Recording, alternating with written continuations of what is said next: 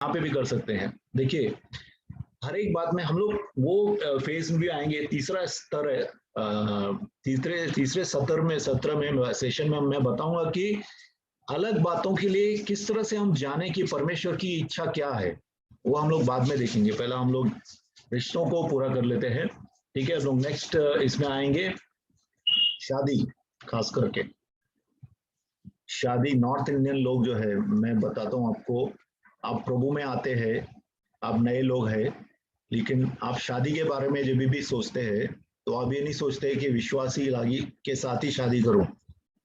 आप सोचते कैसा तो मेरे अपनी बेटी को पार कर लूं, शादी हो जाए किसी से भी उसकी। ऐसा नहीं है, प्रभु का वचन क्लियर है। शादी के लिए प्रभु का वचन क्लियर है।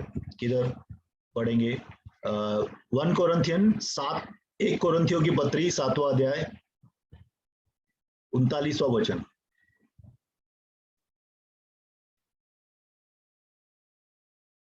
एक कोरिन्थियों की पत्री 7वां अध्याय 39वां वचन।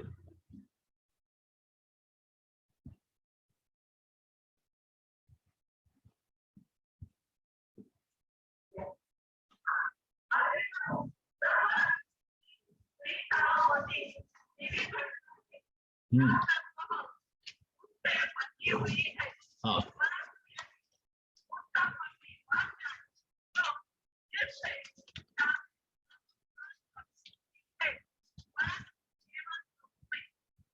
परंतु केवल प्रभु में। अभी देखिए यहाँ पे क्या बोल रहा है, हालांकि अच्छा 12 से 16 भी पढ़िए। नहीं नहीं, 7 का 39 पढ़ा ना आपने, अभी 7 का 12 पढ़िए क्या है। हाँ, 12 में क्या लिखा है?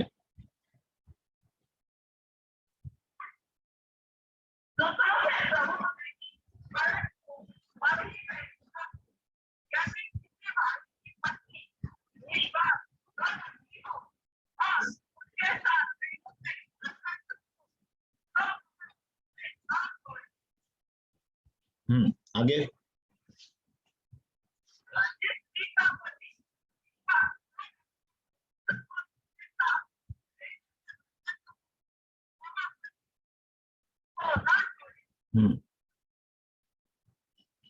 हाँ, 14, 15, 16 तक पढ़िए।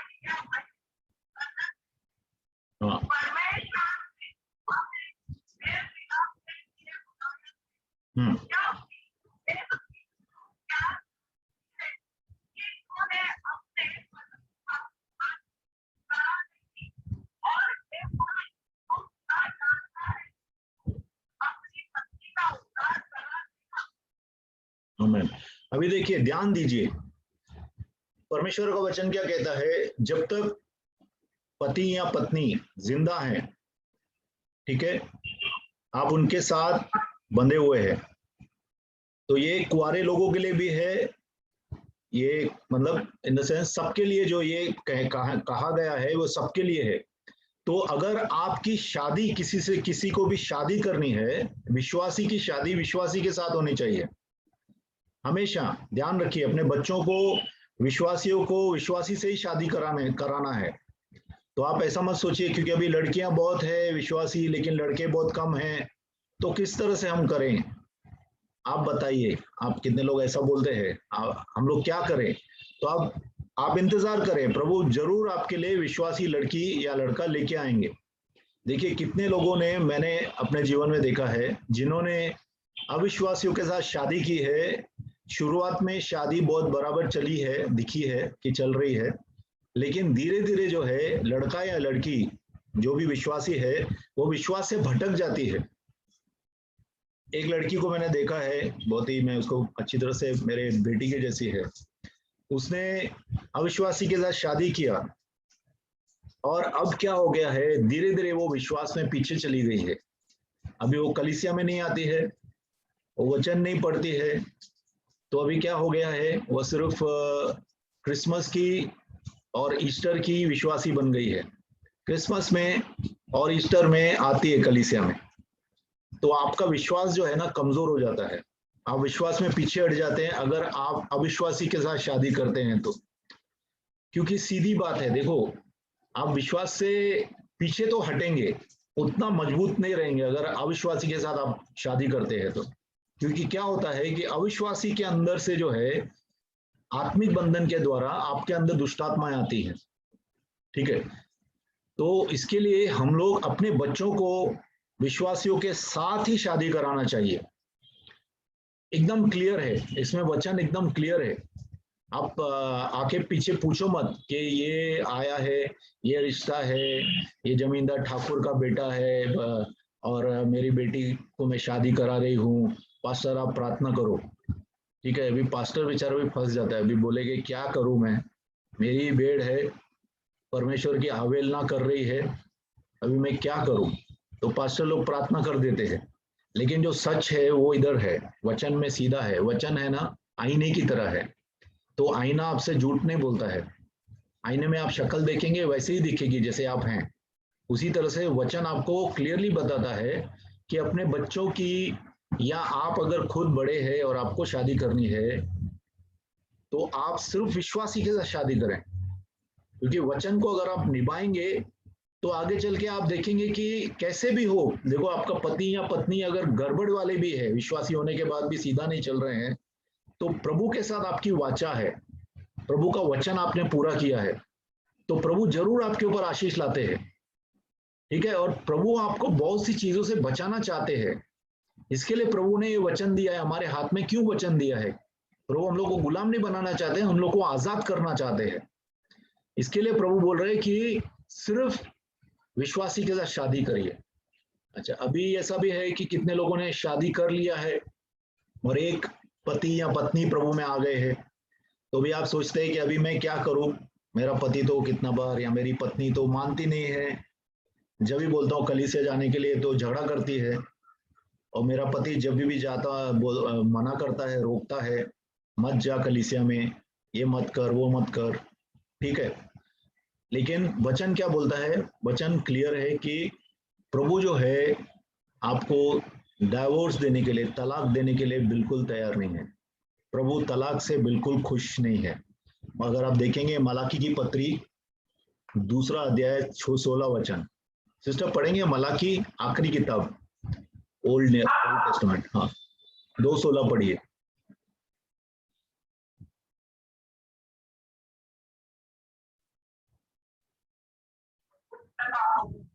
2:16, मलाकी 2:16।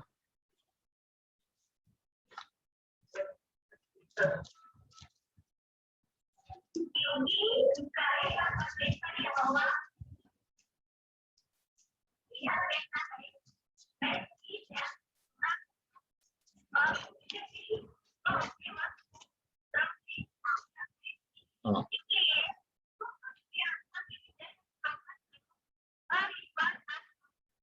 ठीक है, हाँ। प्रभु तलाक जो है, जो विवाह का टूटना को बिल्कुल सहन नहीं करता है, उनको बोल बिल्कुल अच्छा नहीं लगता है। क्यों? क्योंकि प्रभु ने ही शादी को ठहराया है। पहली शादी प्रभु ने कराई आदम और हवा की, तो प्रभु चाहता है कि हम शादी के अंदर बने रहें। क्योंकि धीरे धीरे आपके व्यवहार से कितने लोग प्रभु में आएंगे। भले आप अकेले विश्वासी हैं, पूरे घर के अंदर अकेले विश्वासी हैं, ठीक है, और आप शादीशुदा हैं, आपका पूरा ससुराल वाले आपके खिलाफ हैं, ठीक है, आप डरे नहीं, आप डटे रहें और सबसे प्रेम से व्यवहार करें, और धीरे धीरे प्रभु सब लोग को अपने अंदर लेके आएगा। आप बहुत से मुझे फोन आते हैं, बहुत सी बहनें तकलीफ में हैं क्योंकि उनके पति जो हैं प्रभु में नहीं है, तो उनको कितना बार दुष्टात्मा तंग करती है, कितना बार मार पड़ती है उनको या कुछ भी, वो सब में प्रभु आपको हिम्मत देंगे, ताकत देंगे, ठीक है। लेकिन परमेश्वर के वचन के ऊपर चलना जरूरी है। अभी कुछ ऐसी चीजें ऐसी है, कितना बार क्या है कि पति निकाल देता है या पत्नी निकालती है। अभी पत्नी छोड़ के जाती है, अगर पति प्रभु में है, पत्नी छोड़ के चली जाती है, बोलती है नहीं मैं नहीं रहूंगी तेरे साथ, या पति बोलता है बहुत हो गया तेरा यीशु, अभी तू जा, निकाल देता है, समझो। ऐसे भी बातें होती है। तो आप घबराए नहीं, आप प्रार्थना करते रहें, ठीक है। आप घबराए नहीं, प्रार्थना करते रहें और परमेश्वर आपका मार्गदर्शन करेंगे, ठीक है। कुछ चीजें ऐसी है जो मैं आपको पर्सनली बोल सकता हूँ, कलीसिया के सेटअप में नहीं बोल सकता हूँ, प्रचार में नहीं बोल सकता हूँ, ठीक है। तो परमेश्वर का ये सिद्धांत है कि आप जब शादी करते हैं तो विश्वासी के साथ शादी करें, और अगर आप शादी के बाद प्रभु में आते हैं तो शादी को निभाएं, ठीक है। अगर आपका पति पत्नी अविश्वासी हैं तो उनके साथ चलते रहें आप, परमेश्वर आपको ताकत देगा, सामर्थ्य देगा उस शादी को निभाने के लिए, ठीक है। व्याकुल न हो, प्रभु आपके साथ है। तो परमेश्वर की ये इच्छा है हमारी शादी के लिए, परमेश्वर की ये इच्छा। और परमेश्वर कभी भी तलाक नहीं चाहता है, परमेश्वर कभी भी घर नहीं तोड़ता है। हमेशा याद रखिए, परमेश्वर हमारा जो है मेल मिलाप का परमेश्वर है, वो कभी घर को तोड़ता नहीं है, वो किसी की शादी तोड़ता नहीं है, वो चाहता है कि हम शादी में बने रहें, ठीक है। और सपोर्ट करना है अपनी फैमिली के लिए, अपनी फैमिली के लिए काम करना है, खास करके मर्दों को काम करना है, ठीक है। कमाना है घर के लिए, घर की जरूरतें पूरी करनी है, और जो भी काम कर रहे हैं पूरे दिल से करना है, ऐसे कि परमेश्वर की आप स्तुति कर रहे हैं। अपने बॉस के साथ, अपने जो भी सुपरवाइजर है आपका, जिसके भी नीचे आप काम कर रहे हैं, उनके साथ ईमानदारी के साथ, संस्था के साथ ईमानदारी के साथ काम करना है, ठीक है। सिर्फ वो देख रहे तभी आप अच्छा काम करते हैं ऐसा नहीं, हमेशा अच्छा काम करना है, क्योंकि परमेश्वर हमेशा हमें देखते हैं। अगर हम परमेश्वर के लिए काम करेंगे तो अच्छा काम करेंगे, है ना। तो इंसान के लिए आप नहीं काम कर रहे हैं, आप परमेश्वर के लिए काम कर रहे हैं। कोई भी काम कर रहे हैं, घर के भी काम कर रहे हैं आप सोचिए कि मैं यीशु मसीह के लिए खाना बना रही हूँ, तो आप खाना कैसे बनाएंगे यीशु के लिए? अच्छी तरह से बनाएंगे। मैं यीशु के लिए कपड़े धो रही हूँ, मैं यीशु के लिए पूरा फर्श साफ कर रही हूँ, तो आप अच्छी तरह से करेंगे। आप भी, जो पति लोग हैं वो भी, और पतियों और पत्नियों के लिए भी अलग से एक्चुअली अपन मैरिज काउंसलिंग का भी ले सकते हैं कभी। तो पत्नियां पूरी तरह से पति के अधिकार के नीचे रहें, तो उससे क्या रहता है, आपको सिक्योरिटी रहती है। देखिए, जो घर का बड़ा रहता है, जैसा पति है, एक एक बात देखिए, आप देखिए, चलो साधारण सीधी बात देखिए, जिस घर में सब मर्द लोग नहीं है, मर्द मर गए हैं समझो, तो घर कैसा लगता है आपको? है ना, अधिकारी नहीं है कोई। तो प्रभु ने पति को अधिकारी बनाया है, पिताओं को अधिकारी बनाया है। वो इस तरह से, जैसा कि पिता जो है या पति जो है, एक आपका छाता है, आप छाता सर पे लेके घूमते हैं, अगर छाते में कोई भी होल है तो आपके सर के ऊपर भी पानी गिरता है, बराबर। उसी तरह से पति जो है अपना अधिकार लेना चाहिए, पत्नियों को भी उसको अधिकार को जो है मानना चाहिए। तो आप देखेंगे आपके घर में एक तो शांति आएगी, और दूसरा जो है दुष्ट आत्मा से भी बचे रहेंगे। प्रभु का वचन बोलता है कि अगर तुम सरेंडर करते हो, अधिकारी का कहना मान के चलते हो, तो आपके ऊपर एक परमेश्वर की सुरक्षा रहती है, ठीक है। इसके लिए अधिकारी को, खास करके पतियों को, पिताओं को जो है, आप अधिकार में उनके चले। और पति और जो पिता हैं वो भी अपने बच्चों को, अपनी पत्नी को, जैसे यीशु अपनी कलीसिया को प्रेम करते हैं, वैसे वो लोग अपनी पत्नियों को प्रेम करें, ठीक है। अच्छा बोले, यीशु मसीह हम लोग को अच्छा बोलते हैं कि यीशु कभी कभी गुस्से में रहता है तो मुझे एक दो गाली दे देता है, ऐसा है क्या? वचन में लिखा है क्या? पतरस से एक दिन आया और प्रभु बहुत गुस्से में थे, तो पतरस को एक गाली दे दिया प्रभु ने, लिखा है? नहीं लिखा। उसी तरह से पति जो है यीशु मसीह की तरह अपने पत्नियों को प्रेम करें। ठीक है, जैसे यीशु है, कलीसिया कैसे भी चलती है उसके साथ, वो आराम बराबर शांति से प्रेम से चलते हैं, नम्रता से चलते हैं। वैसे ही पतियों को पत्नियों के साथ चलना है, ये परमेश्वर की पतियों के लिए इच्छा है। आप देखिए, पत्नियां जो है वो छूट जाती है, पत्नी को सिर्फ पति को ये करना है, आदर करना है, बराबर। लेकिन पतियों को जो है वो यीशु मसीह की तरह कलीसिया जैसा, यीशु मसीह कलीसिया को प्रेम करते हैं, वैसे पति अपने पत्नियों को प्रेम करना है, उसके साथ अच्छे बात करना है। आपके वचन से हीलिंग आनी चाहिए, आपके वचन से बच्चों को और पत्नियों को चंगाई आनी चाहिए। ठीक है, एक आप दरख्त की तरह, एक बड़े झाड़ की तरह रहना चाहिए पतियों को और पिताओं को, कि कभी भी पत्नी आए या बच्चे आए तो आराम पाए, अपने बड़ों के साथ रह के आराम पाए, ऐसा होना चाहिए। लेकिन ऐसा है नहीं। धीरे धीरे प्रभु हम लोग को सिखाएंगे और हम इन सब चीजों में बढ़ेंगे। हालेलुया। तो अभी यहाँ पे हम लोग एंड करते हैं, और कल हम लोग देखेंगे कि परमेश्वर की इच्छा एक एक चीज में कैसे जाने। अगर किसी चीज में हम लोग को परमेश्वर की इच्छा समझ में नहीं आती, तो किस तरह से हम लोग परमेश्वर की इच्छा जाने, वो हम लोग सीखेंगे। तो आइए प्रार्थना करते हैं।